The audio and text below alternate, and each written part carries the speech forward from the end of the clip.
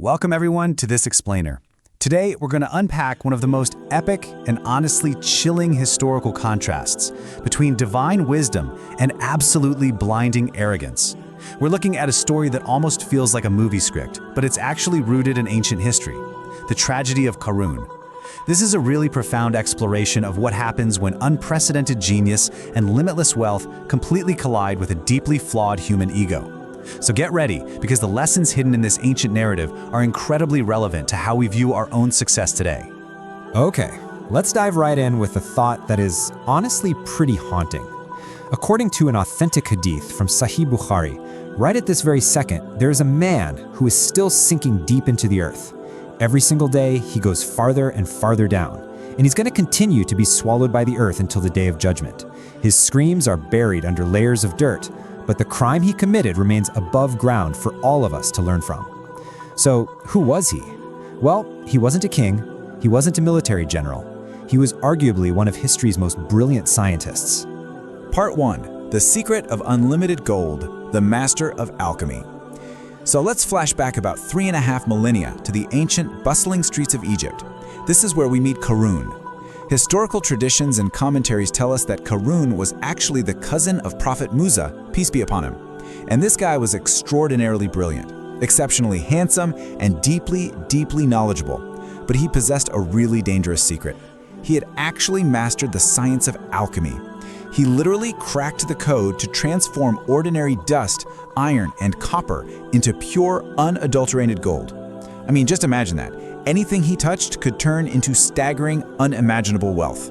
70. To put this into perspective, the source texts tell us that Qaroon's treasures were so unbelievably vast that just the keys to his vaults were a massive burden. These keys, which were made of heavy leather, required 70 extraordinarily strong men, or, according to some traditions, 40 mules, just to carry them. I mean, let that sink in for a second. If it took an entire army of men just to carry the keys to his vaults, try to imagine the sheer absurd volume of the gold locked away inside. The man had literally built himself a palace with walls made of solid gold and doors of silver. 4,000. And he wasn't enjoying this wealth quietly. When he decided to make a public appearance, it was this dazzling, blinding spectacle. He would ride out on a pristine white mule, outfitted with a solid gold saddle, and he was escorted by a stunning entourage of 4,000 servants. These servants were clad in the absolute finest silks and purple garments, wearing heavy gold collars and carrying staffs encrusted with priceless jewels. When the people of Israel saw this parade, those who really desired worldly things were just completely mesmerized. They openly wept with envy, wishing they had been given the luck of Qaroon. Part 2. Arrogance versus wisdom, wealth as a divine test. Now here is exactly where the story takes a massive, dark turn. All that immense, unlimited wealth did something incredibly insidious to Qaroon's mind. It birthed a toxic, blinding arrogance. He forgot entirely that his intellect, his skills in alchemy, and his opportunities were ultimately blessings granted to him by the divine. The scholars and the righteous among his people actually tried to warn him. They begged him not to exalt in his riches, reminding him that wealth is a test, not a trophy, and they really urged him to use his means to do good on earth. So what we see here is the ultimate clash between Prophet Musa's divine wisdom and Qaroon's arrogant delusion. Musa approached Qaroon with a very simple divine command: pay zakat. That's the obligatory charity meant to uplift the poor. Well, Qaroon calculated the numbers, and the charity amounted to millions of dinars. Instantly, his extreme greed kicked in. He became absolutely furious, convincing himself that Musa simply wanted to rob him of his hard-earned fortune. He flatly refused to pay even a single coin to help the impoverished laborers of his own community. When he was confronted about this, Qaroon uttered a phrase that has echoed through history as the ultimate statement of human hubris. He said, "This is all due to my own knowledge."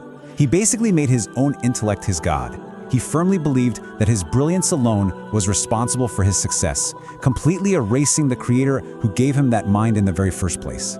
And honestly, this is a trap that is so easy to fall into, even today, right? It happens the moment we start believing we are entirely self-made. Part 3. The plot fails, a calculated ambush.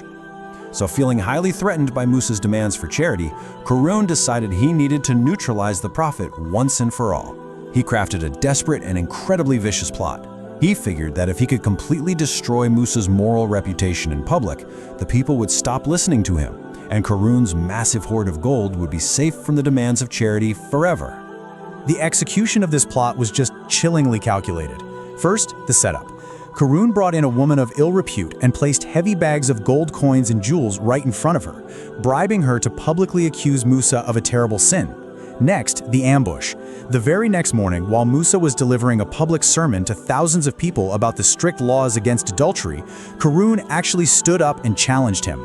He asked if those strict laws applied even to Musa himself. When Musa said yes, Qaroon brought the woman forward. The entire crowd fell into a dead silence. Finally, the defense. A deeply shocked Musa stepped down, faced the woman directly, and demanded she tell the truth, swearing by the very God who had miraculously split the sea for them. The sheer spiritual presence and the sudden invocation of the miracle of the sea completely melted the woman's heart. Trembling in absolute fear, she threw the bags of gold onto the ground and cried out, "By God, you are pure. Qaroon forced me to lie with his wealth." In an instant, Qaroon's elaborate, malicious plot just completely collapsed. His face turned dark with humiliation. Driven to tears by this horrific betrayal from his own cousin, Musa bowed his head to the ground and prayed for immediate divine justice. Part 4. Swallowed by Earth, the final punishment. In response to Musa's desperate prayer, Allah granted him temporary, absolute command over the earth itself. Musa raised his head, looked right at Qaroon, who was standing arrogantly among his treasures at the gates of his palace, and simply pointed at the ground. Now the earth did not split violently all at once. It opened slowly, making the punishment agonizingly clear. Let's walk through these terrifying stages. Step 1. Musa commanded the earth to seize him. The ground swallowed Qaroon right up to his ankles. At first, Qaroon actually laughed, thinking it was just some cheap magic trick. Step 2. Musa commanded the earth again. It swallowed him to his knees. The laughter instantly vanished, replaced by panicked, desperate screams. Step 3. Up to his waist.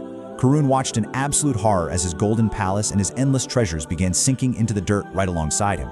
He started begging Musa, pleading on their family ties as cousins. Step 4. Up to his neck, and with one final merciless jolt, Qaroon and his immense arrogance were swallowed into the darkness forever. When it was all over, a revelation came to Musa that delivers an incredible emotional gut punch. The Creator told Musa that as Qaroon was sinking, he had cried out and begged Musa for mercy 70 times. But he never once looked up. Allah revealed, "By my honor and glory, if he had called out to me even once, I would have saved him." Even in his dying, terrified moments, Qaroon's focus was entirely on a human being, completely forgetting the merciful Creator who could have instantly pulled him from the dirt. Part 5. True wealth is a test, a timeless lesson. You see, Qaroon's story isn't just some ancient tale of a sinking man. It is a timeless thesis on the actual nature of true wealth. Knowledge, science, technology, and money. If they strip away your humility and sever your connection to gratitude, they aren't blessings at all. They are an absolute curse. Think about the profound irony of the onlookers here. Just one day prior, the crowds had watched his grand parade and wept, saying, "We wish we had Qaroon's wealth." But the very next morning, walking past the desolate, empty patch of dirt where a golden palace used to stand, their tune changed entirely. They said, "Thank God we are not in his shoes, or we would have been swallowed up too." They finally understood that wealth is a severe test of character, not an automatic sign of divine favor. Talk about a wake-up call, right? So I want to leave you with this provocative thought. We all strive for success, for knowledge, and for financial stability. It's human nature. But as you look at your own achievements, ask yourself, is your knowledge and wealth drawing you toward profound gratitude? Or are you secretly whispering to yourself, "I did this all on my own," slowly stepping right into Qaroon's trap? Keep questioning, keep learning, and above all, stay grounded. Thanks for joining me on this explainer.